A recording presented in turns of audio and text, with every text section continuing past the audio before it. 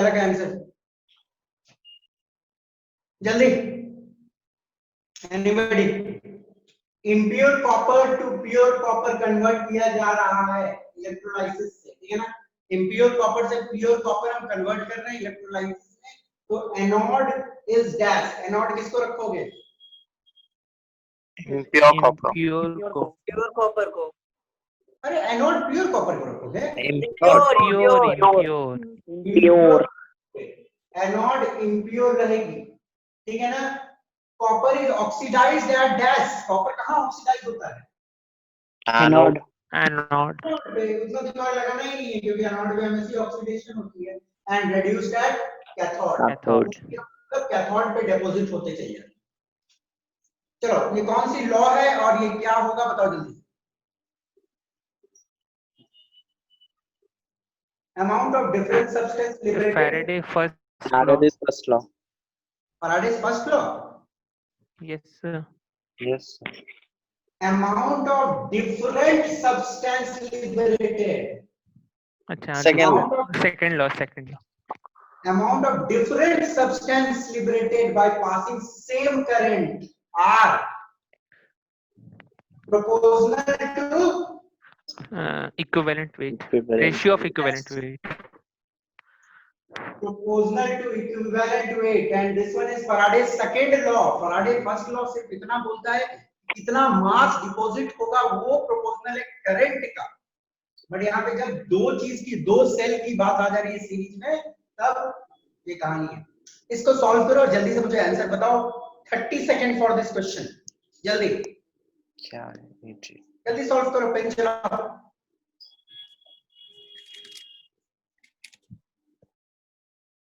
जल्दी बेटा, सब पेन चलाइए, आंसर बताइए।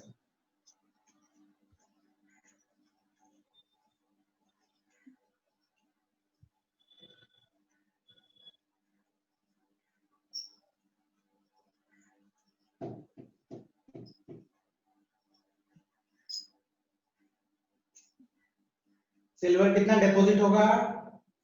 AgNO3 से इतना, sorry this is ampere, 96.5 ampere current pass की गई है 100 सेकंड के लिए।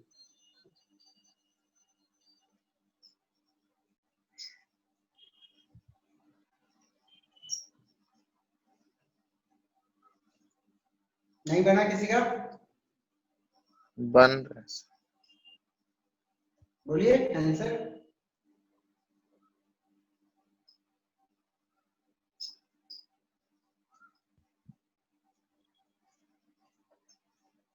सर 10.8 कितना? 10.8 gram. Very good very good. Mass deposited, देखो मास डिपॉजिटेड होता है atomic weight by valency into I into T into 96500। अब डायरेक्टली वैल्यू को पुट करो, एटॉमिक वेट हो जाएगी 108, वैलेंसी 1, I का वैल्यू दिया हुआ है, T का वैल्यू 100 सेकंड दिया हुआ, पुट करो आपकी वैल्यू आ जाएगी 10.8, डायरेक्ट कट जाएगा। ओके, बना कि नहीं बना सकता? एटॉमिक वेट सिल्वर की 108 होती है, वैलेंसी 1 होती है, सिल्वर नाइट्रेट में वैलेंसी 1 है। ये क्वेश्चन के बारे में जरा सोचना फिर जवाब देना, क्योंकि बहुत बच्चे नेगेटिव मार्किंग होता है बहुत बच्चे का इस क्वेश्चन। ध्यान से सोच के आंसर देना जो दोगे। एक्वस NaCl की इलेक्ट्रोलाइसिस हो रही है at dash water is dash to hydrogen. Optional question है बट मैंने बना दिया फिल इन द ब्लैंक्स, सोच के देना। एक्वस NaCl की इलेक्ट्रोलाइसिस हो रही है, ध्यान से सोचो। कौन कौन से आयन होंगे? Na+, Cl- और वाटर तो खुद At electrolysed. cathode, it is reduced to H2. At cathode, very good बेटा, क्या नाम है जल्दी बताओ? Anshu. Water is Reduced. reduced to hydrogen. Dash is oxidized to dash at dash. H2O is oxidized to no. H2O Chlorine. Chlorine due to overvoltage. और over voltage Yes, Yes, sir. sir. Due to the voltage. है ना? Chlorine oxidise नहीं होता है कभी, Cl minus oxidise होता है। Cl minus. Chlorine ion. Cl minus chloride ion. Chloride ion is oxidized to Cl2. at Cathode. Anode. Anode. ध्यान देना, ये बहुत इंपॉर्टेंट क्वेश्चन है और नेगेटिव मार्किंग अक्सर बच्चे मार के आते हैं। ओके, इसको थोड़ा सर उल्टा ओवर घुमा, वोल्टेज क्या होता है, नहीं समझ में आया। नहीं समझ आया ओवर वोल्टेज क्या होता है वो नहीं समझ में आया। बेटा? लास्ट क्लास में तो बताया था ओवर वोल्टेज की मतलब जो कैलकुलेटिव और एक्सपेरिमेंटल में डिफरेंस होती है उसको ओवर वोल्टेज बोलते हैं। लास्ट क्लास की वीडियो को देख ले, लास्ट टू लास्ट क्लास की वीडियो को। Okay, pH of brine solution, pH of brine solution dash when electrolyzed। Brine solution की पीएच के साथ क्या होता है जब हम इलेक्ट्रोलाइसिस करते हैं? हो जाता है, घटता है सर। वेरी गुड, घटता है। देखो यही तो है ब्राइन।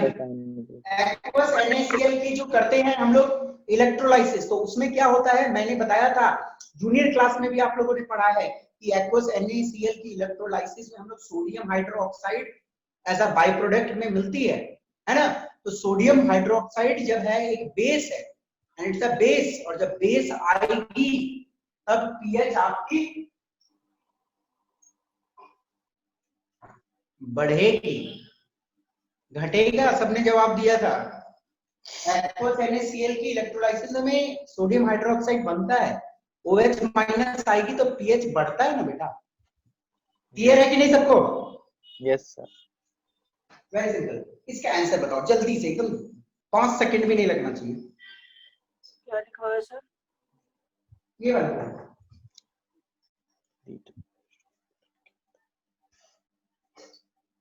जल्दी। Sir 0.112 litre of oxygen. Very good. अरे सिंपल है बेटा, वाटर की जब इलेक्ट्रोलाइसिस करते हैं हम लोग तो 2:1 में होती है इलेक्ट्रोलाइसिस, 2 वॉल्यूम इसकी बनती है तो इसकी 1 वॉल्यूम बनती है, तो ये 0.224 लीटर बना है, 112 बनेगा 0.112, सादा बनेगा, सिंपल सी बात है ना। ये क्वेश्चन फैराडे सेकंड लॉ से है, मैं बता दे रहा हूं, आप लोग सॉल्व कर लेना घर में। बोला गया है कि कॉपर सल्फेट की एक सॉल्यूशन है, सिल्वर नाइट्रेट की एक सॉल्यूशन है, पोटेशियम आयोडाइड की एक सॉल्यूशन है, सीरीज में कनेक्टेड है ये सेल और same amount of current obviously series में फ्लो करती है। तो कॉपर दिया हुआ है, कॉपर इतना डिपॉजिट होती है ये बताइएगा। ओके, तो चलो हम लोग देखते हैं। आप लोगों को मालूम है weight of copper deposited by weight of silver deposited will be equal to equivalent weight of copper divided by equivalent weight of silver। weight of copper आपको दिया हुआ है, कितना डिपॉजिट हुआ 1.25, ये निकालने बोला गया है आपको। equivalent weight of copper होगी 63.5 divided by 2, क्योंकि कॉपर सल्फेट में वैलेंसी 2 होती है copper. Equivalent weight of silver हो जाएगी 108 डिवाइडेड बाय 1, तो सारा कुछ तो दिया ही हुआ है, वेट ऑफ सिल्वर निकालना है, सब्जेक्ट का फार्मूला इसको बनाओ, निकाल लो। अब वेट ऑफ सिल्वर आपकी जब निकल जाएगी तो आप इसको और इसको इक्वेट कर दो। Weight of silver deposited by weight of I2 deposited will be equivalent weight of copper divided by equivalent weight of iodine, ये आपको ध्यान देना है। ओके, बहुत सिंपल सी क्वेश्चन है। और आयोडीन की इक्विवेलेंट वेट 127 होगी, बना सकते हो? आयोडीन की इक्विवेलेंट वेट 127, ठीक है ना? बना लोगे कि नहीं बनेगा? बना लेंगे सर। बन जाएगी सर। इजी है। हाँ, ये क्वेश्चन बताओ तो मुझे जरा सा। सर 1 मोल ऑफ Ag, वो हमको नहीं मालूम। आंसर बता रहे रेशियो ऑफ कैटायन डिपॉजिटेड। अच्छा 3 मोल इलेक्ट्रॉन पास किया गया है सिल्वर नाइट्रेट से, कॉपर सल्फेट से और ऑक्रिक क्लोराइड से, तीनों से अलग अलग पास किया गया है। एक बार इससे 3 मोल इलेक्ट्रॉन, एक बार इससे, एक बार इससे। मोलर रेशियो बताइए।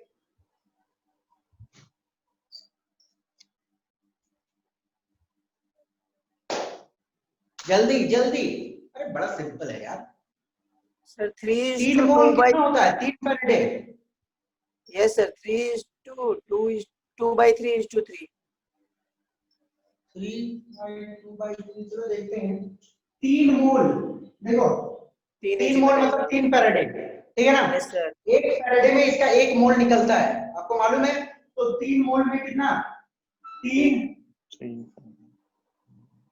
3 मोल निकलेगा इसका, है ना? 3 फैराडे में 3 मोल सिल्वर डिपॉजिट होगी।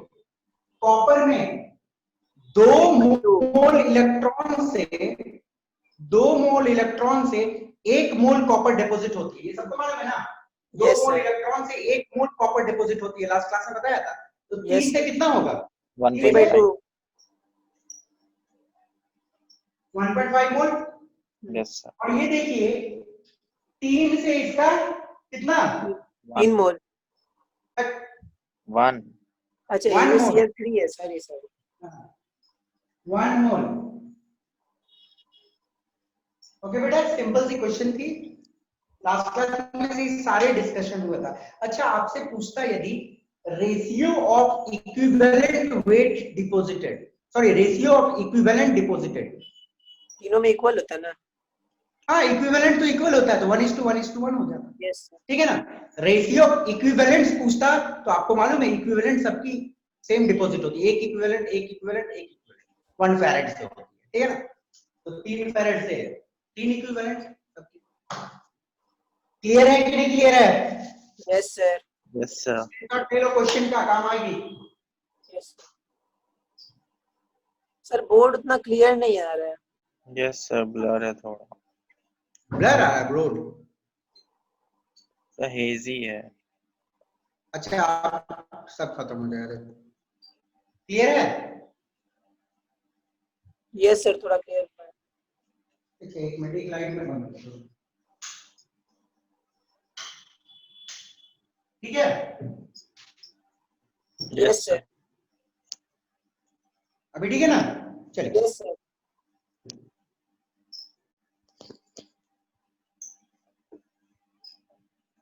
मिटा रहा हूं।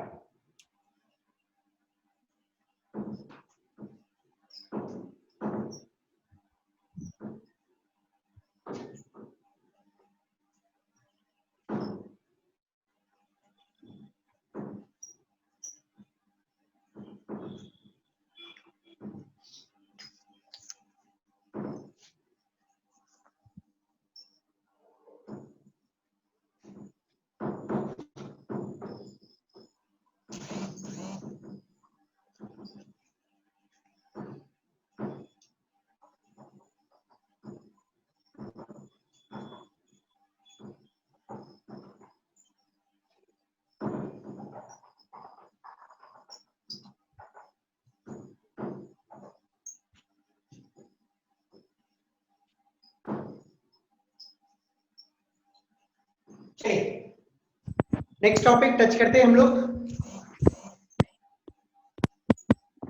देखिएगा बेटा,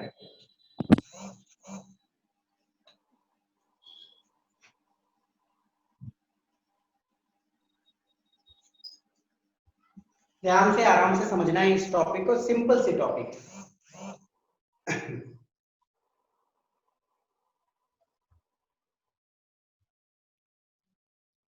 conductance of an electrolytic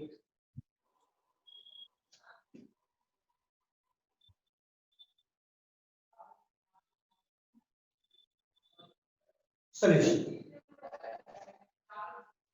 the topic we study, ये कौन भूत जैसा चेहरा लगाया हुआ है यार, कौन है?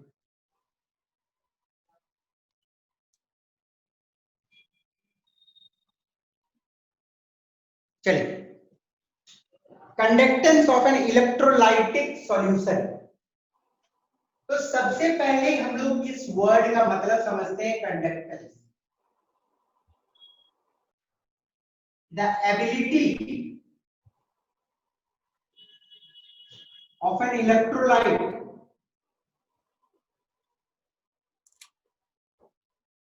to conduct electricity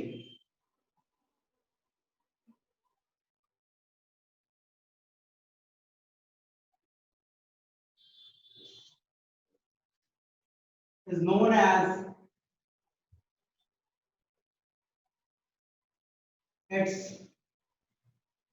conductance. देखो बेटा आराम से देखिएगा इस टॉपिक को, सिंपल सी है। किसी इलेक्ट्रोलाइट की कितनी क्षमता होती है, किसी इलेक्ट्रोलाइट की कितनी क्षमता होती है या कितनी टेंडेंसी होती है करंट फ्लो करवाने की, ठीक है ना। किसी इलेक्ट्रोलाइट की कितनी टेंडेंसी है करंट फ्लो करवाने की, उसको हम लोग बोलते हैं कंडक्टेंस। और सब इलेक्ट्रोलाइट की इलेक्ट्रिसिटी कंडक्ट करने की क्षमता या बोलो तो टेंडेंसी अलग। अंडरस्टूड? अब यदि डेफिनेशन वाइज हम लोग देखें तो आप लोग बेसिक इलेक्ट्रिसिटी में पढ़े होंगे, थोड़ा सा बेसिक हम लोग यहाँ भी देख लेते हैं। यदि हम लोग बात करें 1 बाय रेजिस्टेंस, तो रेसिप्रोकल ऑफ रेजिस्टेंस जिसको हम लोग R से डिनोट करते हैं is equal to what? Conductance. Reciprocal of resistance is equal to conductance. Okay, और कंडक्टेंस को हम लोग डिनोट करते हैं केमिस्ट्री में G, we denote it by G। Resistance को हम लोग डिनोट करते हैं R से। वही मैं बात करूं 1 बाय रेजिस्टिविटी, रेजिस्टिविटी को हम लोग डिनोट करते हैं रो से। 1 by resistivity is equal to conductivity, conductivity sigma. और कंडक्टिविटी को डिनोट किया जाता है विद द लेटर सिग्मा से K, that is known as kappa, ठीक है। कंडक्टिविटी को हम लोग डिनोट करते हैं with the letter K, that is known as kappa, okay, जिसको हम लोग बोलते हैं कप्पा। तो इतना बेसिक आप सभी को मालूम होगा। और यदि थोड़ा सा हम लोग फॉर्मूला पे आ जाए, R is equal to rho L by A, सबको मालूम होगा ऐसा तो ये फॉर्मूला। अब यहाँ पे यदि मैं बोलूं रेजिस्टिविटी क्या है, तो आप एक काम करो, L को ले लो 1 मीटर और एरिया को ले लो 1 मीटर स्क्वायर। L को 1 मीटर ले लिया, एरिया को 1 मीटर स्क्वायर ले लिया, तो रेजिस्टेंस बराबर रेजिस्टिविटी हो गया। तो रेजिस्टिविटी बेसिकली क्या होगी? Resistivity 1 by conductivity, resistance of any 1 substance meter per long meter per area, and area of cross section 1 meter 1 square. meter square. 1 metre square, ये सब तो मालूम। तो रेजिस्टिविटी रेजिस्टेंस के बराबर हो जाती है यदि लेंथ 1 मीटर हो और एरिया ऑफ क्रॉस सेक्शन उसका 1 मीटर स्क्वायर। बड़े ये तो सबको मालूम होगा, बताने की जरूरत नहीं है मुझे। और यदि थोड़ा सा मैं फॉर्मूला को चेंज करूं, क्योंकि आप सभी को मालूम है एक फॉर्मूला से दूसरा फॉर्मूला हम लोग जा सकते हैं। यदि मैं लिखता हूं रो को सब्जेक्ट ऑफ फॉर्मूला बनाता हूं, तो rho is equal to R A by L, ठीक है ना। अब मैं क्या करता हूं, रो का रेसिप्रोकल कर देता हूं 1 by rho, 1 by rho resistivity का रेसिप्रोकल कर दिया, तो it will be equal to LA by R होगा। L ऊपर चल जाएगा, RA नीचे आ जाएगा, ठीक है ना। अब देखिएगा this one L by A, L by A को हम लोग बोलते हैं cell constant, L by A को हम लोग बोलते हैं सेल कांस्टेंट। अब बेटा सेल कांस्टेंट क्या होती है जरा ध्यान से देख लेना। सपोज करो कि मेरे पास एक ट्यूब है, ठीक है, मतलब एक क्यूबिकल वेसल है, ओके, और ये वाला पार्ट मैंने इलेक्ट्रोड बनाया, this one is an electrode और this one is also an electrode, understood. ये वाला कनेक्टेड है पॉजिटिव से, ये वाला कनेक्टेड है नेगेटिव से, और इसमें वो इलेक्ट्रोलाइट भरी हुई है।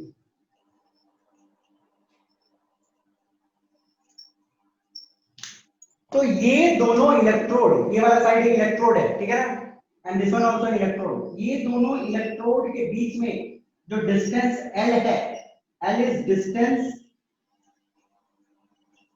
Between electrode. L क्या है? दोनों इलेक्ट्रोड के बीच में जो डिस्टेंस है उसको बोलेंगे। और A is equal to area of cross section, किसका? इलेक्ट्रोड का। Area of cross section of electrode, मैं लिख देता हूं, ऑफ इलेक्ट्रोड। समझ गए? सभी को मालूम चल गया होगा। L is distance between electrode और A is area of cross section of electrode. Got it? तो यदि आप डिस्टेंस बिटवीन इलेक्ट्रोड को डिवाइड कर देते हो bye area of cross section of electrode, तो दैट मींस सेल कांस्टेंट, ठीक है ना। और सेल कांस्टेंट को हम लोग डिनोट करते हैं with the letter known as G star. G star से डिनोट करें, कंफ्यूज मत होना। G से कंडक्टेंस को डिनोट कर रहे हैं और G स्टार से सेल कांस्टेंट को डिनोट कर रहे हैं। अंडरस्टूड? अब देखिएगा ये फॉर्मूला जो बन गया कुछ ऐसा, 1 by rho is equal to L by A dot 1 by R, है ना। 1 by rho is equal to L by A into 1 by R, ठीक है ना। मैं इसको ऐसे भी लिख सकता हूं, 1 by rho क्या होती है? कंडक्टिविटी का K।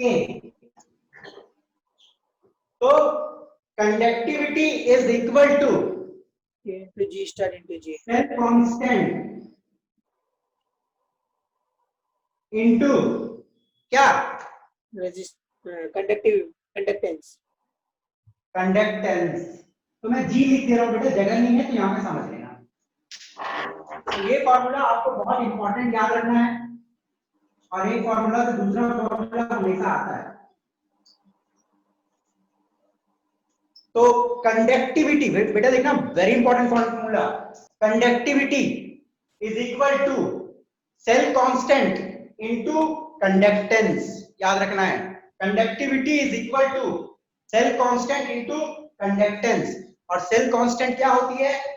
G star। Distance between electrodes divided by area of cross section of electrode. याद रहेगा सबको?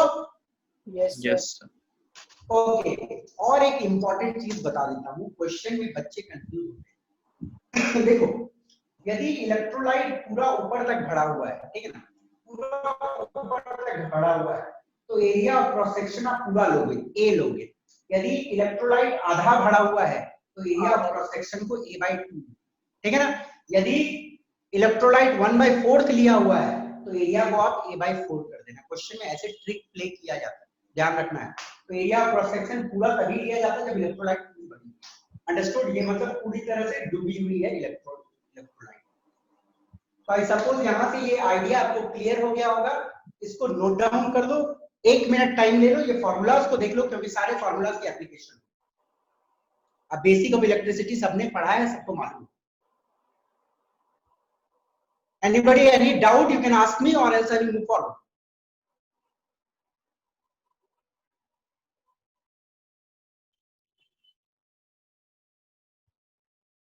आगे बढ़ूं?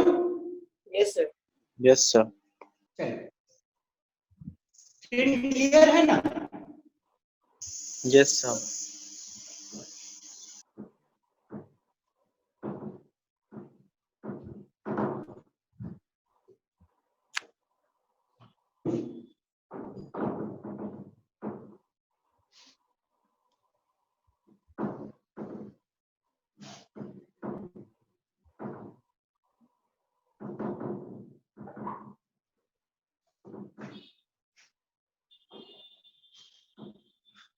देखिए अब आगे,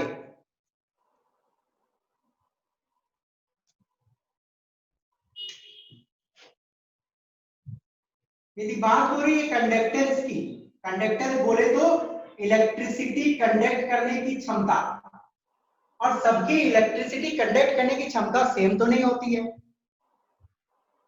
तो यदि मैं बात करूं तो कंडक्टेंस में देखता हूं दो कैटेगरी में, एक मेटेलिक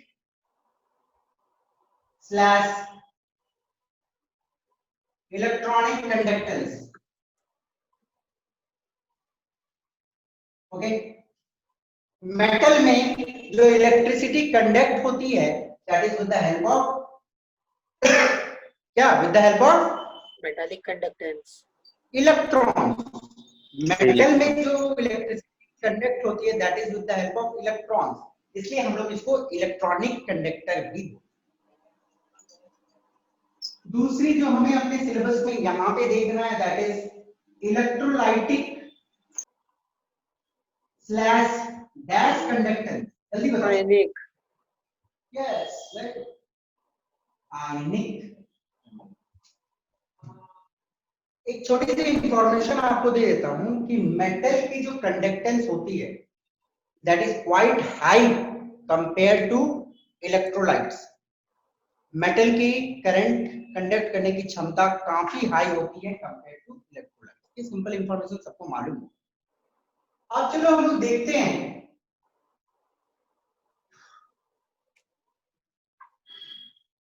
मेटेलिक या इलेक्ट्रॉनिक कंडक्टेंस जो होती है वो किस पे डिपेंड करती है। सिंपल सी बात है, नेचर और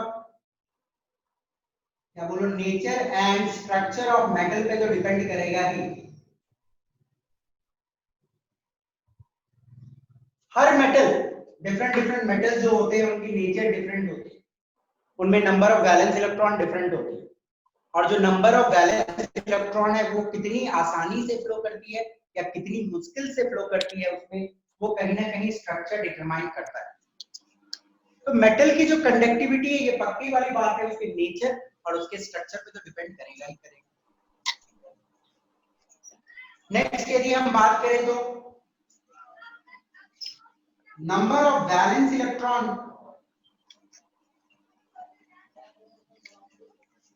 पर एटम, कितने सारे वैलेंस इलेक्ट्रॉन मौजूद है पर एटम। यदि वैलेंस इलेक्ट्रॉन ज्यादा है तो कंडक्टिविटी ऑब्वियसली ज्यादा होगा। नेक्स्ट यदि हम लोग बात करें टेम्परेचर की, तो चलो मुझे जल्दी कोई बताओ टेम्परेचर पे कैसे डिपेंड करती है ये। Inversely inversely. ये सीधा सा बात है कि यदि टेम्परेचर बढ़ता है तो कंडक्टिविटी डिक्रीज होती है। क्यों डिक्रीज होती है? क्योंकि सिंपल सा मालूम है ना, टेम्परेचर बढ़ता है तो रेजिस्टेंस बढ़ जाती है, और रेजिस्टेंस बढ़ जाएगी तो कंडक्टेंस ऑब्वियसली गिर जाएगी। ओके बेटा, आप लोग अपना ऑडियो थोड़ा बंद कर लो, आवाज ज्यादा हो रहा है प्लीज। अब चलो आते हैं इलेक्ट्रोलाइटिक या आयनिक कंडक्टेंस। तो ऑब्वियसली ये भी डिपेंड करेगी नेचर ऑफ द इलेक्ट्रोलाइट पे।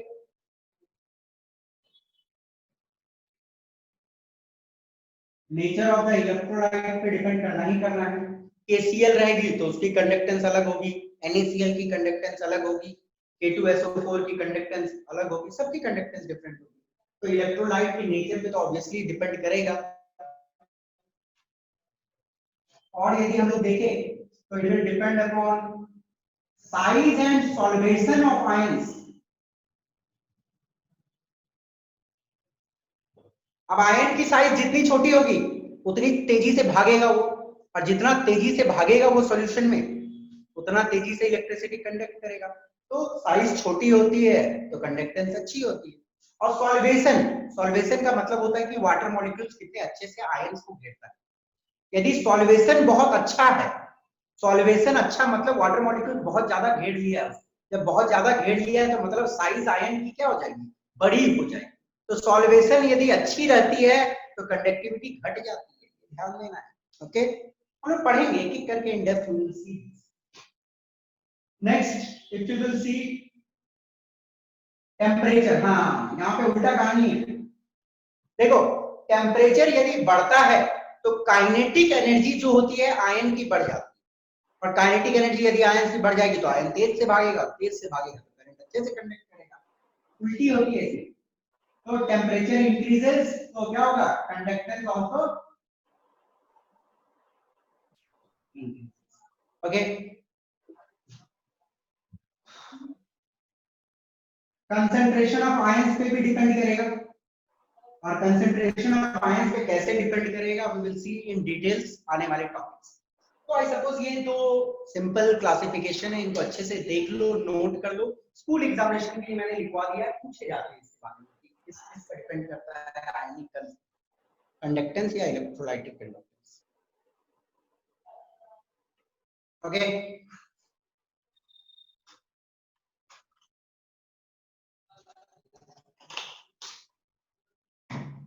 चलिए आगे बढ़ते हैं।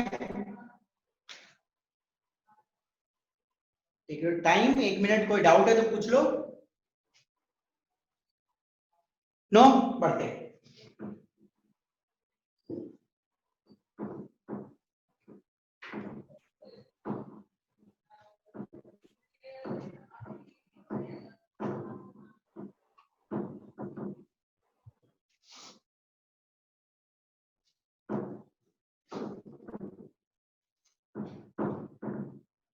अब हम लोग देखेंगे स्पेसिफिक कंडक्टेंस। स्पेसिफिक कंडक्टेंस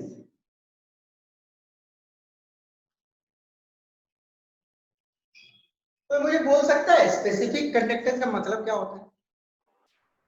किसी के रिस्पेक्ट में हो। कंडक्टिविटी। यस, स्पेसिफिक कंडक्टेंस बोलो या कंडक्टिविटी बोलो, दोनों एक ही चीज होता है। स्पेसिफिक रेजिस्टेंस बोलो या रेजिस्टिविटी बोलो, दोनों एक ही चीज होता है। तो स्पेसिफिक कंडक्टेंस सिंपली कप्पा, उसी को बोलते हैं, कंडक्टिविटी को ही बोलते हैं, ठीक है ना। इसको डेफिनेशन वाइज यदि हम लोग चेक करें,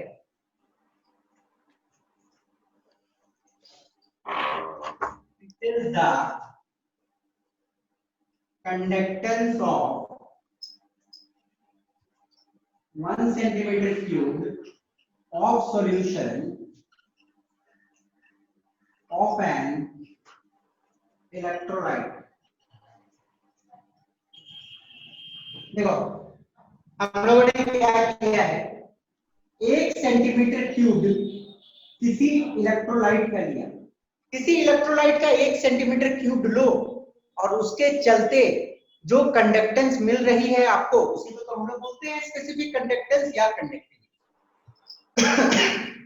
यदि देखना चाहते हैं इमेज में हम लोग देखते हैं, अच्छे से समझोगे इसको। मैं एक काम करता हूं, एक क्यूब लेता हूं, ओके, ये वाला एक इलेक्ट्रोड है, ये वाली भी एक इलेक्ट्रोड है, ठीक है ना। पॉजिटिव टर्मिनल से कनेक्टेड है, ये नेगेटिव टर्मिनल से, ठीक है।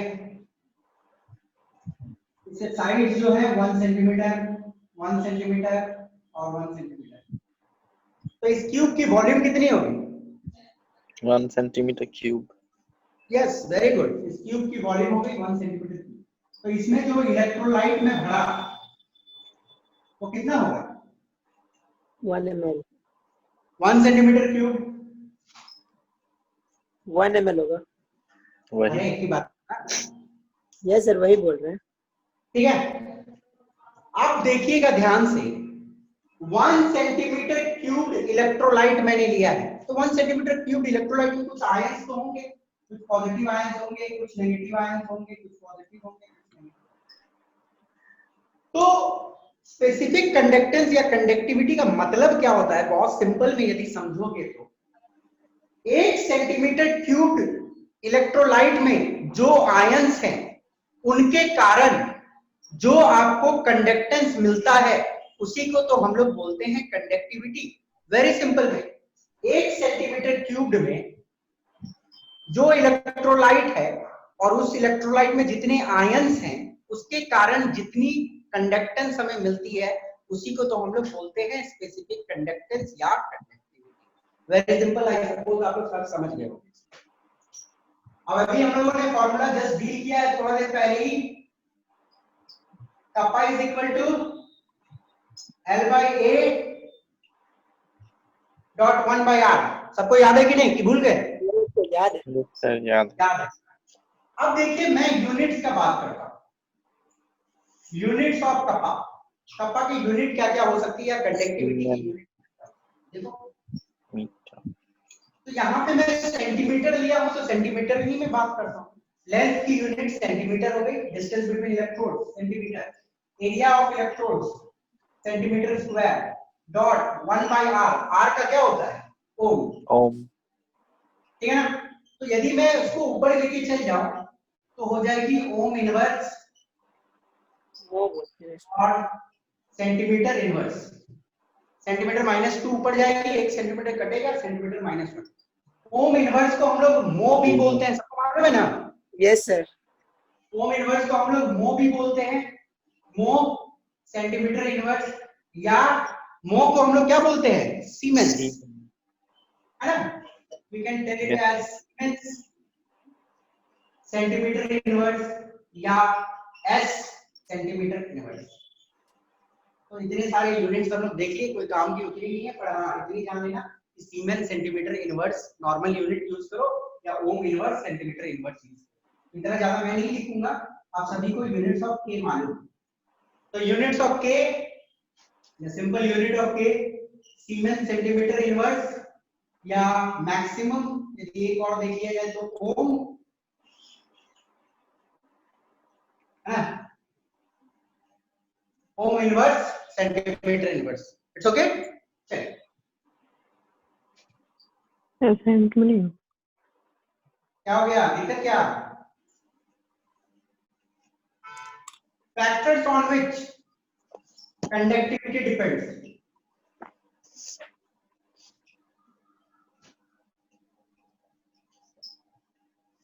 चलिए ये तो यूनिट हम लोगों ने देख लिया, बहुत सिंपल में, इसमें कुछ है नहीं। अब मेन जो हमें चीज देखना है कि कौन कौन से फैक्टर पे कंडक्टिविटी या कपा डिपेंड करती है। फर्स्ट, अब मुझे एक बात बताओ कि यहाँ पे 4 आयन है, अभी 2 पॉजिटिव 2 नेगेटिव। अब मैं 8 आयन कर दूं तो क्या कंडक्टिविटी कंडक्टेंस बढ़ेगा कि नहीं बढ़ेगा। बढ़ेगा सर। बढ़ेगा। तो कंसंट्रेशन यदि आपकी इंक्रीज होती है तो कप्पा भी आपकी क्या हो जाएगी, बढ़ जाएगी, बढ़ जाएगा।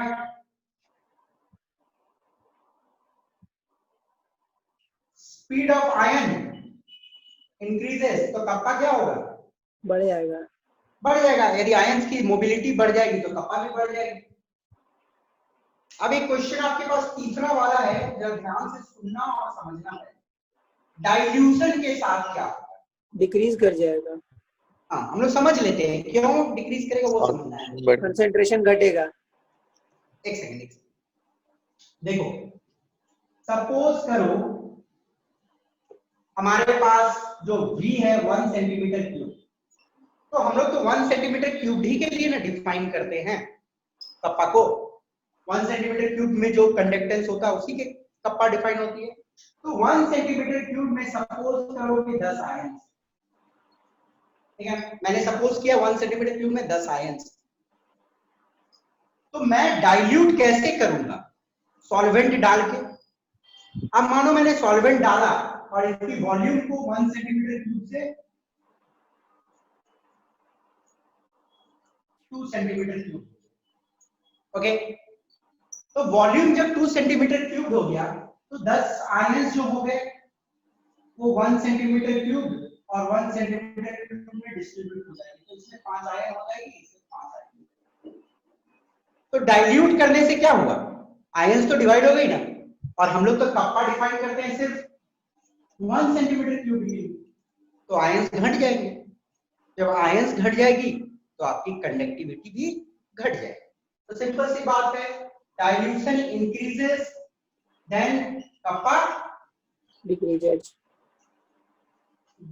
सिंपल सी बात है ना। आयंस, क्योंकि हम लोग पानी डाले तो इसका मतलब थोड़ा है कि हम लोग ने आयंस कहीं से डाला, नहीं, पानी तो सिर्फ उसके वॉल्यूम को बढ़ा दिया, आयन तो उतनी की उतनी ही रहते, है ना।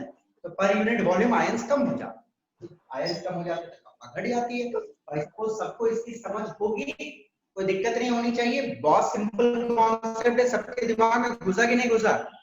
Yes sir. चल आगे बढ़ते हैं, ठीक है, आगे बढ़ते हैं। बहुत गर्मी है आज।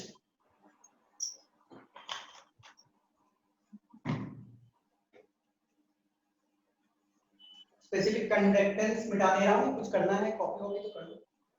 चलो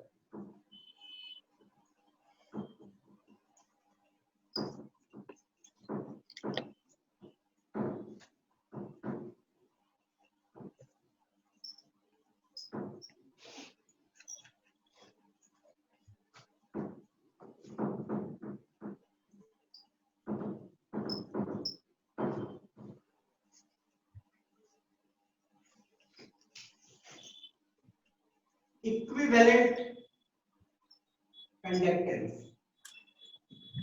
जिसको हम लोग डिनोट करते हैं लैम्डा EQ से। देखो आप अपने बुक में देखोगे ना, लैम्डा को वो लोगों ने अपर केस लिखा है, तो लैम्डा को जैसे ऐसे लिखते हैं। ओके, आप चाहो तो ऐसे लिख सकते हो, नो वरीज। ओके, बुक्स में अपर केस लैम्डा का लिखा है, ठीक है, जस्ट एक इन्वर्टेड ट्रायंगल। इक्विवेलेंट कंडक्टेंस क्या होती है हम लोग देखेंगे। पहले डेफिनेशन देख लेते हैं। Conductance of an electrolyte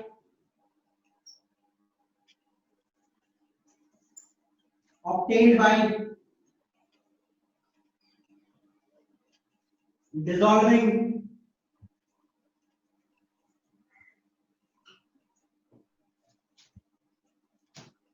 one gram equivalent of an electrolyte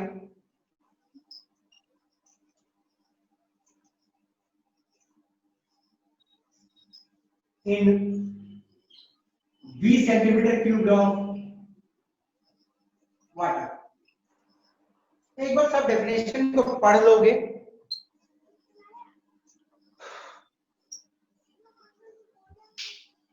चलो, तो डेफिनेशन को हम थोड़ा देर बाद समझते हैं, पहले इसके कॉन्सेप्ट को समझ लें। तो डेफिनेशन रटने वाली बात नहीं है, कॉन्सेप्ट समझ लोगे तो अपने भाषा में।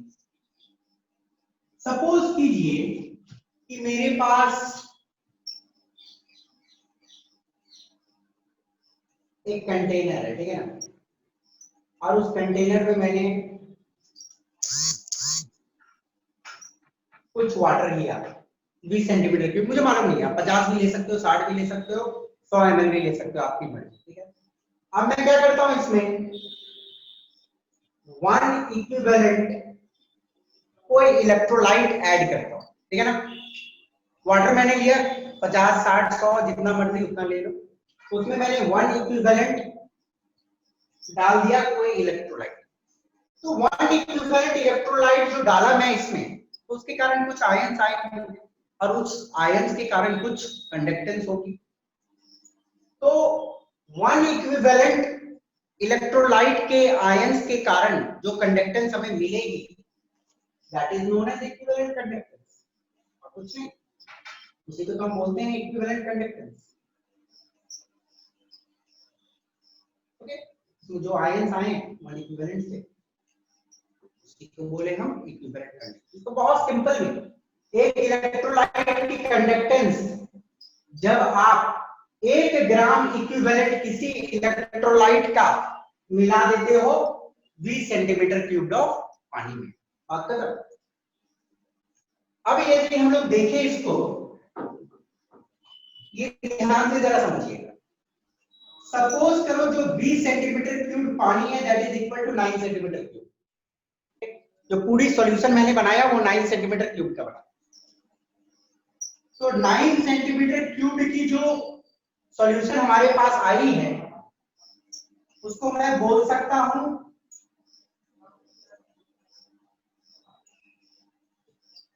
9 1 सेंटीमीटर क्यूब के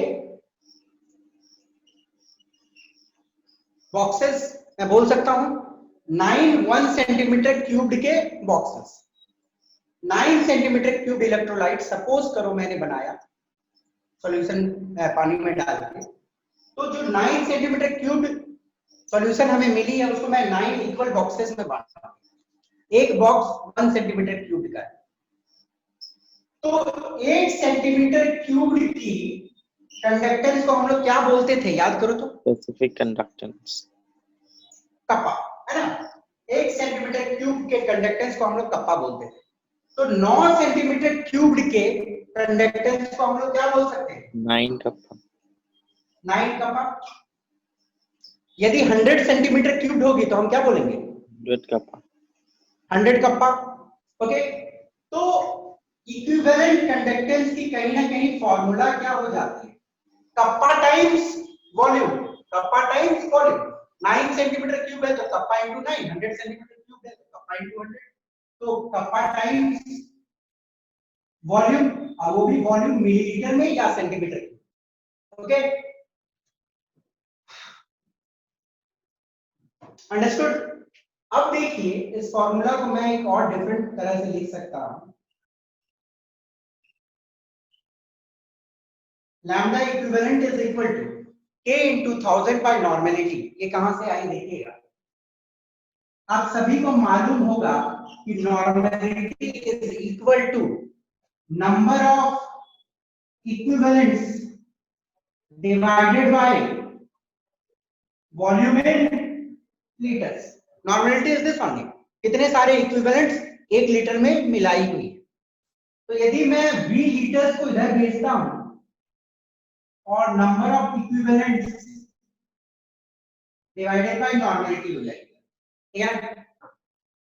अब देखो मैं वॉल्यूम को कर देता हूं मिलीलीटर में। ओके, वॉल्यूम को मैंने कर दिया मिलीलीटर में, और नंबर ऑफ इक्विवेलेंट्स कितना लिया गया है? 1 ग्राम इक्विवेलेंट लिया गया। तो मैं एक काम करता हूं, यहाँ पे 1 लेता हूं डिवाइडेड बाय 10, और लीटर को मिलीलीटर में बदला है तो जिसके कारण क्या हो जाएगा?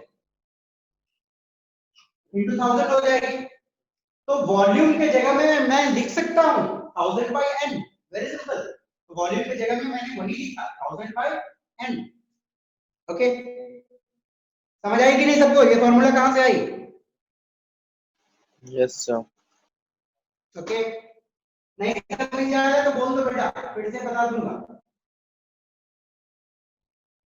Number of equivalents, sorry normality होती है number of equivalent bye volume in litre. Volume in litre को इधर भेजा, ठीक है ना। Number of equivalents, equivalent conductance के केस में 1 लेने बोला गया तो 1 लिया, ठीक है ना। और n को नीचे लाया, लीटर को मिलीलीटर में जब बदलोगे तो 1000 से इंटू करना पड़ता है ना, 1 into 1000 by n। तो वॉल्यूम की जगह में 1000 by n लिखा, बात खत्म। तो इक्विवेलेंट कंडक्टेंस की जो फॉर्मूला होती है kappa into 1000 by normality. This one is normality. Okay, अब एक बहुत ही तो पक्का आता है पर आईआईटी मेंस में आने का चांस नहीं है क्योंकि पहले पूछ चुका है वो लोग, तो स्कूल एग्जामिनेशन के लिए इंपॉर्टेंट है, पूछ देते हैं कभी कभी। यूनिट ऑफ लैम्डा इक्विवेलेंट, बोले तो इक्विवेलेंट कंडक्टेंस क्या होता है? कप्पा की यूनिट क्या होती है? Siemens centimetre inverse. अभी देखा लोगों ने? मालूम है कि नहीं सबको? यस, कप्पा की unit siemens centimetre inverse. Normality का यूनिट क्या होगा? देखो, नॉर्मेलिटी का यूनिट होता है metre divided by metre cube. तो नॉर्मेलिटी नीचे में है तो मैं एक काम करना जरूर, मीटर क्यूब मैंने नीचे ही लिखा, सॉरी इक्विवेलेंट मैं नीचे में लिखूंगा, है ना। नॉर्मेलिटी नीचे में है तो number of equivalent by volume, तो इक्विवेलेंट, इक्विवेलेंट और ऊपर चल जाएगी आपकी सेंटीमीटर क्यूब, जाएगी ना, उल्टी है। 1 by n है तो v by number of equivalent, v centimetre cube divided by equivalent, ये नॉर्मेलिटी की यूनिट। तो सेंटीमीटर क्यूब सेंटीमीटर माइनस 1 क्या हो गया? Siemens centimetre square equivalent -1। याद रखना इंपॉर्टेंट है यूनिट,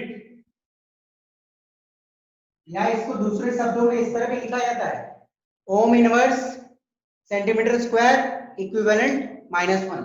डिराइव कर सकते हो आराम से चाहो तो, कुछ नहीं है। इसकी जगह सेंटीमीटर क्यूब लिखा तो सेंटीमीटर क्यूब ऊपर चली जाएगी, ठीक है ना, और इक्विवेलेंट लिखा यहाँ पे, बात खत्म। तो siemens centimetre square equivalent inverse is the unit of equivalent conductance. तो ये लिख लो, फिर मुझे जगह ग्राफ बनाना है तो मैं नेक्स्ट स्लाइड में बताऊंगा। कोई भी डाउट है तो पूछ लो, नहीं तो आगे बढ़ो। Anybody any doubt? ये यूनिट कैसे आई सबको समझ आनी चाहिए। नॉर्मलिटी है। डेफिनेशन रिपीट कीजिएगा, क्या बोल रहे हो बेटा? डेफिनेशन रिपीट कीजिएगा, सर चमक रहा है, नहीं दिख रहा। डेफिनेशन रिपीट कर दे, ठीक है Yes. बेटा। देखो डेफिनेशन, यही तो चमकने का प्रॉब्लम। डेफिनेशन का मतलब क्या है बेटा? देखो एक इलेक्ट्रोलाइट की कंडक्टेंस जब हम 1 ग्राम इक्विवेलेंट को मिलाते हैं 20 सेंटीमीटर क्यूब ऑफ पानी में, यहाँ पे लिखा हुआ conductance of an electrolyte obtained by dissolving 1 gram equivalent of an electrolyte in 20 centimeter cube of water. Okay, clear है? Yes sir, yes sir. मिटा रहा हूं, ठीक है।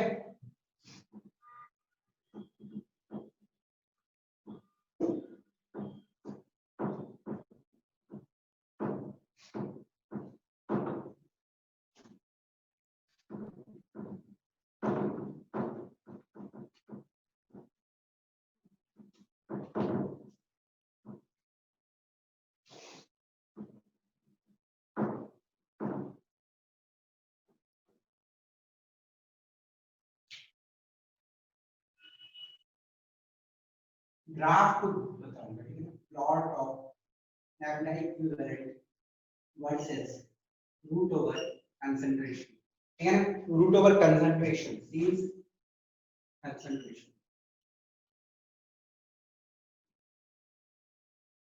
जरा ग्राफ ध्यान से देखिएगा, ठीक है।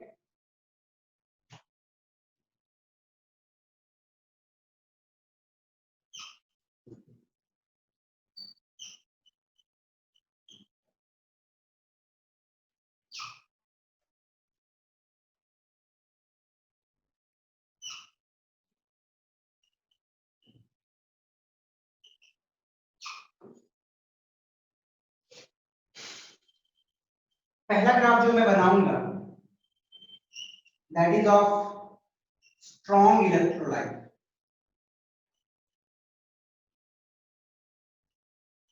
और दूसरा ग्राफ जो मैं बनाऊंगा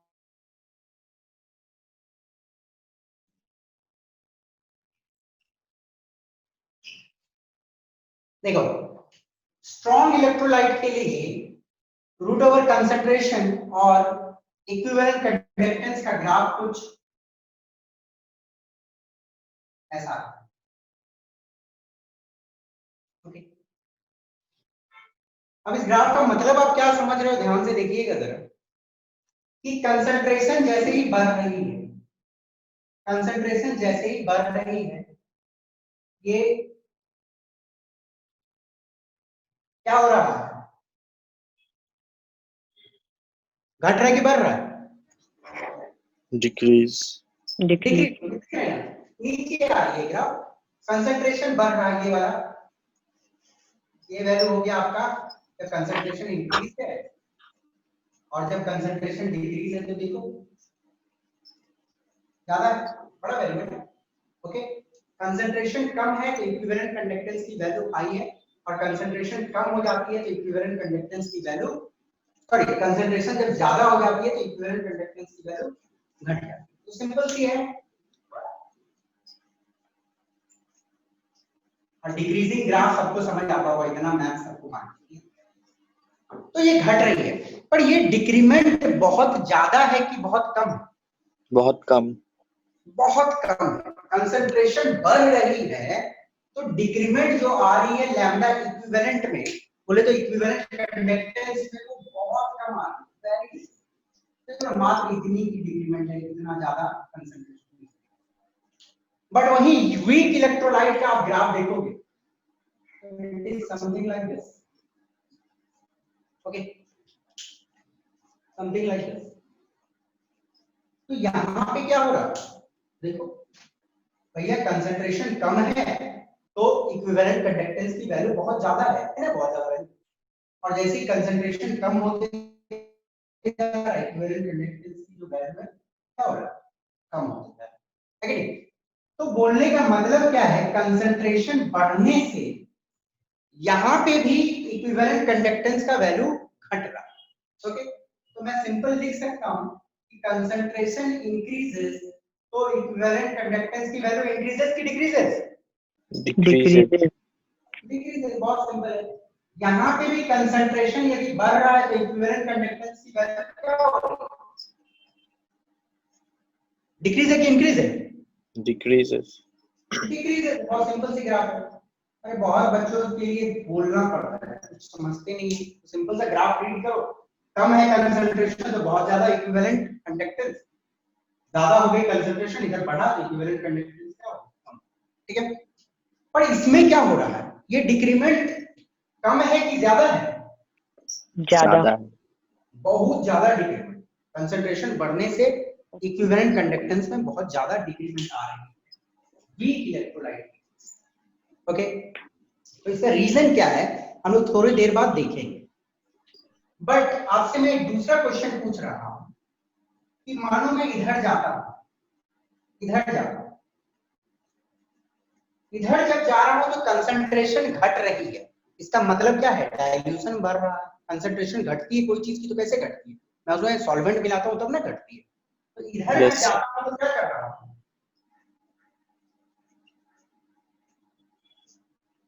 डाइल्यूशन कर रहा हूं। तो आप मुझे एक बात बताओ, डाइल्यूशन के साथ इक्विवेलेंट कंडक्टेंस के साथ के लिए क्या हो रहा है? इंक्रीज। Increase करेगा. कर रही है। तो डाइल्यूशन इंक्रीजेस इक्विवेलेंट कंडक्टेंस भी इंक्रीज करती है। ठीक है ना? अब बेटा देखो, ये क्वेश्चन अक्सर पूछा जाता है, हम लोगों ने थोड़ा देर पहला पढ़ा था कि डाइल्यूशन इंक्रीज करने से कौन सी कंडक्टेंस घटती है? स्पेसिफिक वाला पढ़ा था ना भी।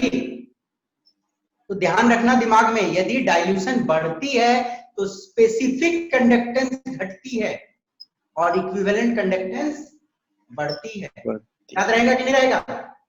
Yes, sir. ओके, ये याद रखना, ऐसे क्वेश्चन पूछी जाती है। डाइल्यूशन इंक्रीज करने से स्पेसिफिक कंडक्टेंस के साथ क्या होता है? तो वो घटती है, और डाइल्यूशन इंक्रीज करने से इक्विवेलेंट कंडक्टेंस बढ़ती है। ओके, ये देखना है। बट आप यहाँ पे एक चीज देखोगे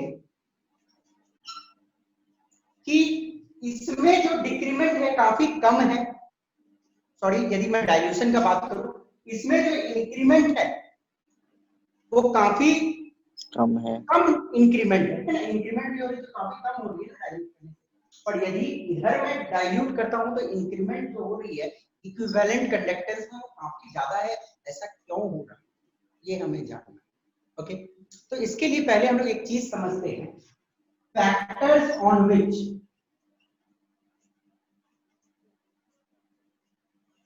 इक्विवेलेंट कंडक्टेंस डिपेंड्स। कौन कौन से फैक्टर पे इक्विवेलेंट कंडक्टेंस डिपेंड करता है?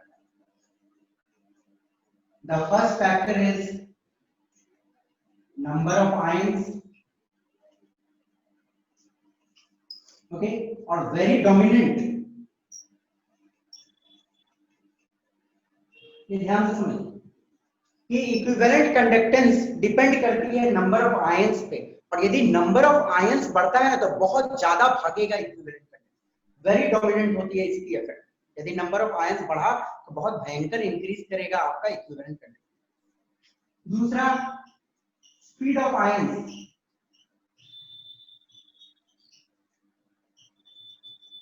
सर लेकिन जब कंसंट्रेशन बढ़ रहा है तब तो हम लोग का लैम्डा घट रहा है। क्या बोल रहे हो? बोलो। जब कंसंट्रेशन बढ़ रहा है तो लैम्डा तो घट रहा है ना हम लोग का। हाँ, घट रहा है भैया। हाँ, तो घट ही तो रहा है, तो लिखे हैं कंसंट्रेशन बढ़ रहा है तो लैम्डा तो तो घट सर नंबर ऑफ आयंस बढ़ेगा तब तो कंसंट्रेशन बढ़ना चाहिए ना।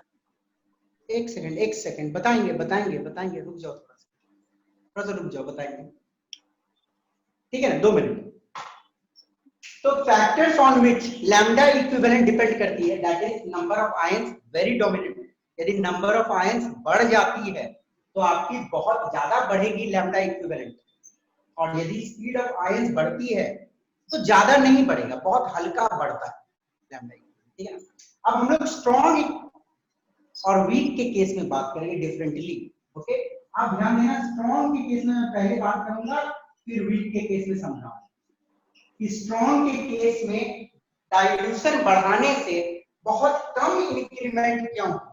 देखो बेटा ध्यान से सुनना, एक स्ट्रॉन्ग इलेक्ट्रोलाइट को जब मैं सॉल्यूशन बनाता हूं तो जितना डिसोसिएट होने का वो तो पूरा डिसोसिएट हो जाए, हो ही जाता है, पूरा टूट जाता है। सपोज करो आपने NaCl लिया,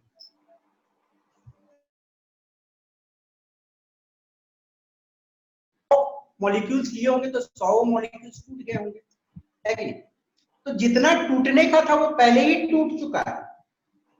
ओके, तो यदि मैं और डाइल्यूट करता हूं इसको, मैं डाइल्यूट कर रहा हूं, मैं और डाइल्यूट करता हूं इसको, तो क्या नंबर ऑफ आयंस बढ़ेगी स्ट्रॉन्ग इलेक्ट्रोलाइट के केस में? जल्दी कोई जवाब देना। स्ट्रॉन्ग इलेक्ट्रोलाइट तो पहले से ही टूटा रहता है, सर। यदि मैं उसमें और पानी डालूंगा तो और टूटेगा क्या वो? No sir. No sir. नहीं, काहे कि NaCl का मैंने 100 मॉलिक्यूल्स मानो डाला पानी में, तो 100 के 100 तो वैसे ही टूट गए पहले, अब और डाइल्यूट करते चल जाओ तो थोड़े 100 से ज्यादा आ जाएगा, नहीं है? तो एक स्ट्रॉन्ग इलेक्ट्रोलाइट को जितना टूटने का रहता है वो पहले ही टूट जाता है, डाइल्यूट करने से उसकी कोई मतलब नहीं है, और थोड़े ही टूटेगा, जितना टोटल था पहले ही टूट गया। तो स्ट्रॉन्ग के केस में number of ions does not increase, और नंबर ऑफ आयंस नहीं इंक्रीज करती है तो ऑब्वियसली जो डोमिनेंट फैक्टर है इक्विवेलेंट कंडक्टेंस को बढ़ाने के लिए वो नहीं काम कर रहा है ना। दूसरा, हाँ डाइल्यूट करोगे तो जितने आयन है वो थोड़ी तेजी से भागेगी, वॉल्यूम ज्यादा हो जाएगी ना डाइल्यूट करने से, जब वॉल्यूम ज्यादा हो जाएगी तो आयन ज्यादा फ्रीली भागेगी, आयन ज्यादा फ्रीली भागेगी तो स्पीड ऑफ आयन बढ़ जाएगा, स्पीड ऑफ आयन इंक्रीज करती है, no doubt, but speed of ion का इंक्रीज होना एक बहुत ही लेस डोमिनेटेड फैक्टर, वो ज्यादा कंट्रीब्यूट नहीं करता इक्विवेलेंट कंडक्टेंस को बढ़ाने में, तो इसलिए क्या हो रहा है हल्का, गॉट इट? सबको समझ आ गई होगी। अब वही मैं यदि वीक का बात करूं तो मैं आपके क्वेश्चन का आंसर मिलेगा यहाँ पे, ठीक है? जो वीक इलेक्ट्रोलाइट रहती है, सपोज करो मैंने एसिटिक एसिड, तो एसिटिक एसिड का मैंने एक सॉल्यूशन तैयार किया था कुछ पर्टिकुलर कंसंट्रेशन में, ठीक है? मानो मैंने उसमें 100 मॉलिक्यूल्स डाला था, तो हो सकता है 100 में 10 ही टूटी होगी, है ना? Yes sir. अब क्या कर रहा हूं मैं, डाइल्यूट कर रहा हूं, पानी उसमें मिलाते जा रहा हूं। अब जब पानी मिलाओगे तो और आयंस टूटने लगेंगे कि नहीं टूटेंगे? Yes sir. वीक इलेक्ट्रोलाइट को यदि आप डाइल्यूट करते हो तो और आयंस टूटेगा कि नहीं टूटेगा? तो जब और आयंस टूटेगा तो नंबर ऑफ आयंस बढ़ेगा कि नहीं? इंक्रीज कर रही है कि नहीं कर रही? Yes sir. ओके, इंक्रीज कर रही है। और आपको एक छोटी सी कहानी बता देता हूं इनफाइनाइट डाइल्यूशन पे, इनफाइनाइट डाइल्यूशन का मैं बात कर रहा हूं।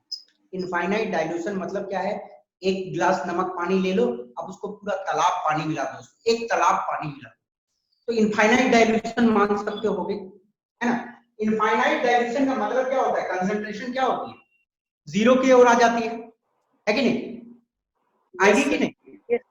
Yes sir. डाइल्यूट इनफाइनाइट कर दिया मतलब एक गिलास नमक पानी उसमें मैं एक तालाब पानी मिला दिया, तो उसकी कंसंट्रेशन तो जीरो के बराबर हो जाएगी, और जब कंसंट्रेशन जीरो होगी तो डाइल्यूशन मैंने इनफाइनाइट कर दिया। तो इनफाइनाइट डाइल्यूशन पे स्ट्रॉन्ग इलेक्ट्रोलाइट और वीक इलेक्ट्रोलाइट का मतलब कुछ नहीं रहेगा। स्ट्रॉन्ग इलेक्ट्रोलाइट कैसे जानी जाती है, कितने उसके आयंस टूटते हैं। वीक इलेक्ट्रोलाइट कैसे जानी जाती है, उसकी आयंस कम टूटती है। बट मैं इनफाइनाइट डाइल्यूशन कर देता हूं तो वीक का भी तो सारा आयंस टूट जाता है कि नहीं टूट जाता? एक ऐसा पॉइंट आएगा कि सारा आयंस टूट जाएगा कि नहीं टूटेगा? इनफाइनाइट कर देंगे तो टूटेगा कि नहीं टूटेगा? टूटेगा सर। टूटेगा।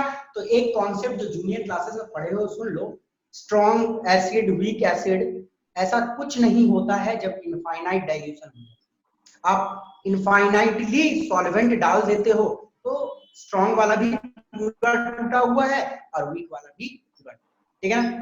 तो वो तो कॉन्सेप्ट आपको मालूम हो गया। अब देखो वीक में क्या हो रहा है, नंबर ऑफ आयंस बढ़ रही है, तो नंबर ऑफ आयंस बढ़ रहा है का मतलब क्या है, डोमिनेंट फैक्टर बढ़ रहा है कि घट रहा है?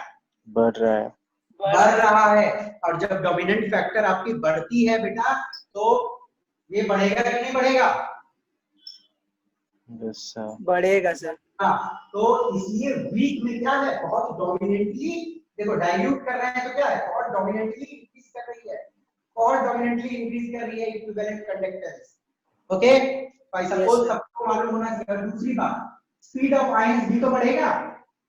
Yes sir, speed of ion बढ़ेगा कि नहीं बढ़ेगा? बढ़ेगा सर। तो दोनों फैक्टर बढ़ रहा है कि नहीं? डोमिनेंट वाला भी सपोर्ट कर रहा है, नॉट डोमिनेंट वाला मतलब कम डोमिनेंट वाला भी सपोर्ट कर रहा है, तो दोनों सपोर्ट कर रहा है, इंडक्टर से भाग रही है, सीधी सी बात। तो समझ आई कि नहीं समझ आई? ग्राफ बहुत इंपॉर्टेंट है।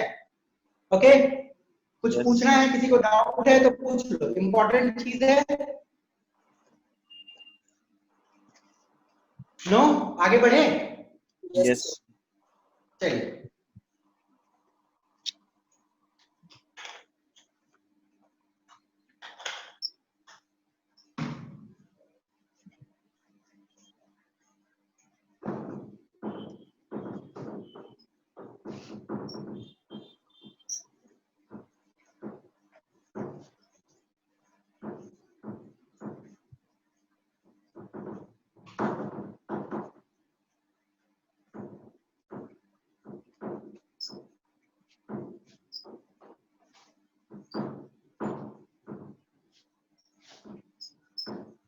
और केएसपी और पीएच का जितना डेरिवेशन करवाया था सब बच्चे प्रैक्टिस करेंगे, काहे कि कुछ बच्चों को उस सेक्शन में प्रॉब्लम होगा, थोड़ी सी एडवांस पोर्शन है वो सब, तो एक दो बार प्रैक्टिस करके उस पे कमांड कर लेना है, ठीक है। चलिए, अब एक छोटा सा चीज इक्विवेलेंट कंडक्टेंस में और बता देता हूं जिसकी यूज आगे आएगी। Equivalent conductance at infinite dilution. देखो ऐसा कुछ लिखा हुआ है, ऐसा कुछ लिखा हुआ है, लैम्डा इक्विवेलेंट और इंफिनिटी ऊपर में डाला हुआ, तो इसका मतलब क्या होता है? Equivalent conductance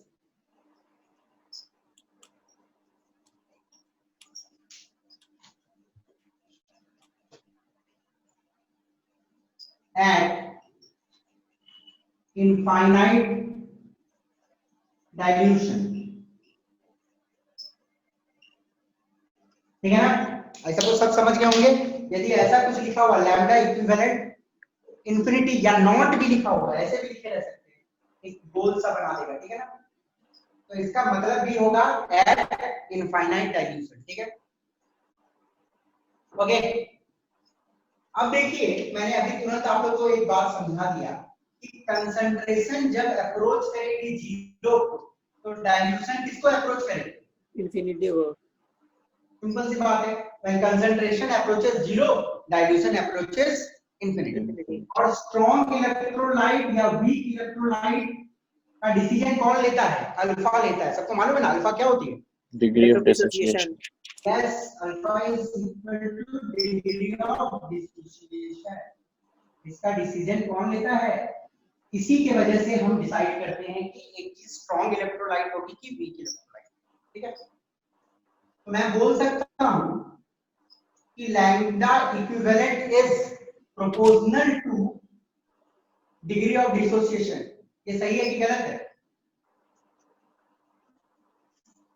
yes sir. Degree of dissociation यदि हाई होगा तो आयंस हाई होंगे, आयंस हाई होगी तो इक्विवेलेंट कंडक्टेंस हाई हो, ठीक है ना? अब मैं एक फॉर्मूला बनाऊंगा आप लोगों के लिए, ध्यान से देखिएगा। Equivalent conductance at C concentration, suppose करो कोई सी कंसंट्रेशन है, equivalent conductance at C concentration will be proportional to alpha, होगा कि नहीं होगा? Yes sir. और equivalent conductance at infinite dilution किससे प्रोपोर्शनल होगा? अल्फा से होगा, होगा कि नहीं होगा? हाँ। तो इनफाइनाइट डाइल्यूशन में अल्फा क्या होती है?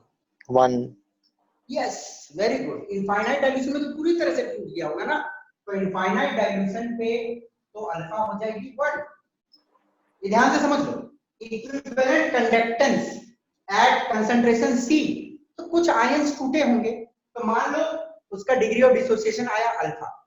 और इक्विवेलेंट कंडक्टेंस में बात कर रहा हूं इन्फिनिटी पे तो अल्फा 1 ही होना है ना, सब टूट गया तो 1। तो एक फॉर्मूला हमारे पास आ जाती है कि दैट इज इक्वल टू, यही फॉर्मूला बता देता हूं डायरेक्ट, 1 का तो कोई वैल्यू होता ही नहीं, तो 1 हो जाएगी खत्म। तो यदि आपको इन्फिनिटी पे इक्विवेलेंट कंडक्टेंस की वैल्यू दी हुई है, दी रहती है क्वेश्चन, इक्विवेलेंट कंडक्टेंस की वैल्यू इन्फिनिटी पे दी हुई है और अल्फा का वैल्यू दिया हुआ है, तो आप इक्विवेलेंट कंडक्टेंस निकाल सकते हो एट सी कंसंट्रेशन, ठीक है ना। तो ये फॉर्मूला का यूज आएगा आगे, बहुत सारी न्यूमेरिकल बनेंगे इस पे, तो इसको दिमाग में रखिए। दिस इज क्लियर ना, ये अपने डिसोसिएशन पे प्रोपोर्शनल है एट दिस कंसंट्रेशन, और एट इनफाइनाइट कंसंट्रेशन तो दिस 1 हो जाती है अल्फा। ओके, तो ये फॉर्मूला लगा सकते हो, 1 हटा दो तो फॉर्मूला तैयार है।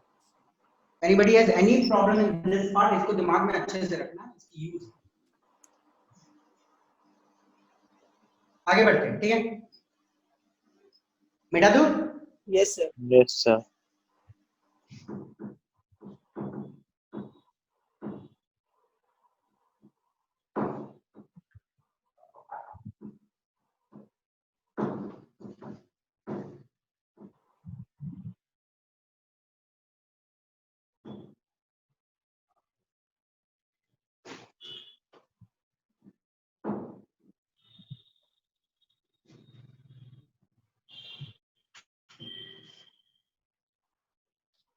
Molar conductance.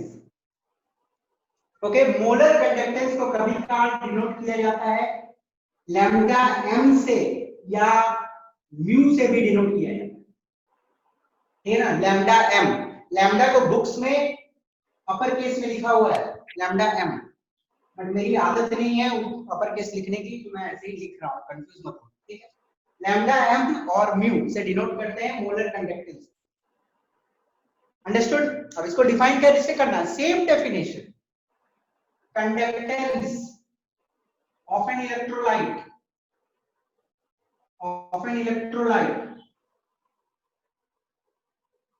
obtained by dissolving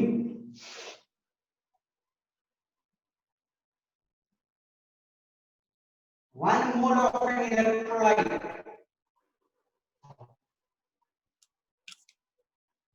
in V centimeter cubed of water, ठीक है ना। सेम चीज है, हम लोगों ने वहां पे क्या किया था, एक इक्विवेलेंट ग्राम इक्विवेलेंट को मिलाया था। अब मैं क्या करूंगा, 1 मोल इलेक्ट्रोलाइट का मिलाऊंगा 20 सेंटीमीटर क्यूब ऑफ पानी। ओके, तो डेफिनेशन में समझाने नहीं जा रहा हूं, सिंपल समझो, समझ रहे हो कि इलेक्ट्रोलाइट की कंडक्टेंस जब हम लोग 1 मोल इलेक्ट्रोलाइट मिलाएंगे 20 सेंटीमीटर क्यूब ऑफ वाटर, वो 20 सेंटीमीटर क्यूब कितना भी हो सकता है। ओके, अब इसका फॉर्मूला सेम हुए आएगी,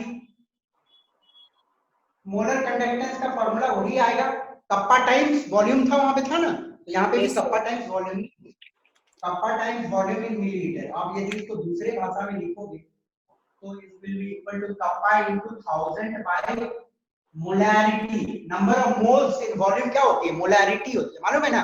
डिराइव करके बताना पड़ेगा कि समझ जाओगे सब। समझ गए sir. Molarity is equal to number of moles by volume in litre, कोई कहानी। ओके, ये फॉर्मूला याद रखना है, molar conductivity sorry molar conductance is equal to kappa into m, that is molarity. Okay, अब हम लोग आगे देखते हैं इसका यूनिट, इसका यूनिट डिराइव कर लोगे कि मैं बताऊं, जल्दी कोई यूनिट बताओ मुझे, बता रहे सर। बताओ जल्दी बताओ।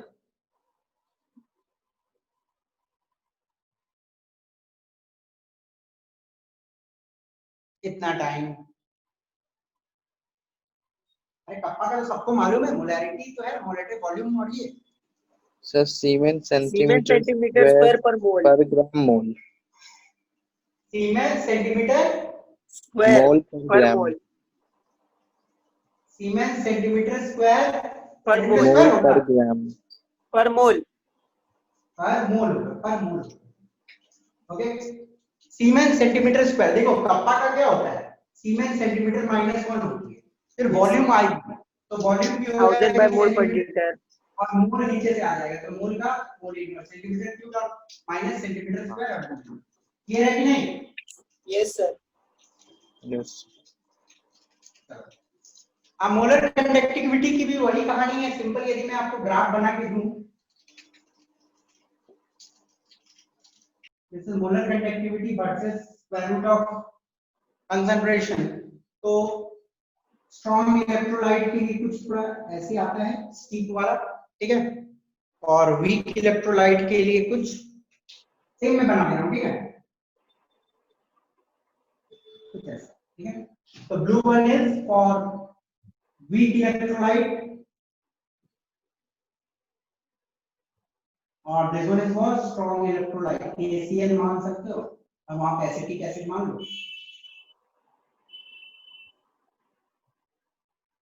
तो इसको मुझे समझाने का तो जरूरत नहीं है कि क्यों ऐसा हो रहा है, सबको मालूम है ना? Yes sir. सेम कहानी लगेगी।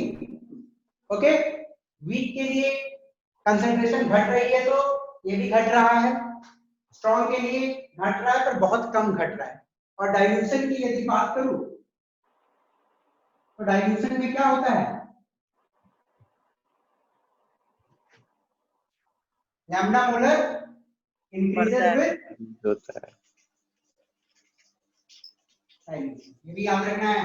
तो देखो वो वाली और ये वाली इक्विवेलेंट कंडक्टेंस और मोलर कंडक्टेंस डाइल्यूशन के साथ बढ़ता है, ओके, और स्पेसिफिक कंडक्टेंस डाइल्यूशन के साथ घटता है, ये याद रखना। और रीजन बताने की मुझे जरूरत नहीं है, दोनों के बारे में मैं समझा चुका हूं। नॉर्मलिटी में वही, सॉरी इक्विवेलेंट कंडक्टेंस में वही लगेगी यहाँ।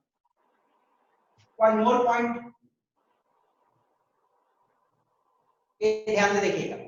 मानो मैं क्या करता हूँ, कंसंट्रेशन को मैंने 0 कर दिया, कंसंट्रेशन को मैं 0 कर देता हूँ तो आपकी डाइल्यूशन क्या हो जाती है, इनफाइनाइट हो जाती है। ओके, तो देखिएगा एट इनफाइनाइट डाइल्यूशन